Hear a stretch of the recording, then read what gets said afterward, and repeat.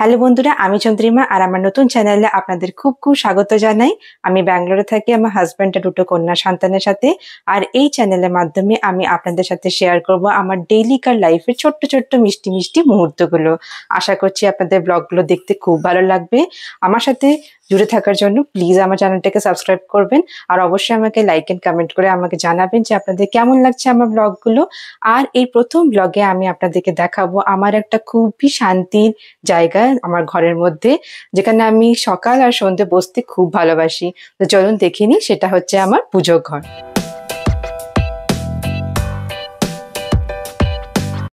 সন্ধ্যাবেলার প্রদীপ এখনো জ্বলছে দেখুন।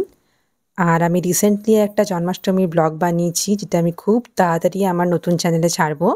আপনারা অবশ্যই দেখবেন।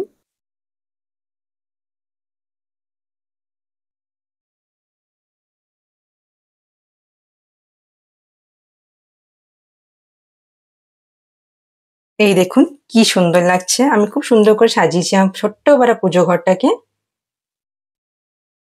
আর এই যে আপনি টুনি বাল্বগুলো দেখছেন, এই টুনি বাল্বগুলো আমি এখন রিসেন্টলি লাগিয়েছি।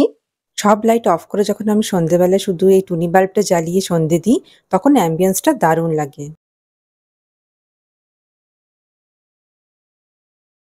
তাহলে বন্ধুরা, আপনাদের কেমন লাগলো আমার এই ছোট্ট ঠাকুর ঘরটা দেখতে? অবশ্যই আমাকে কমেন্টস করে জানাবেন।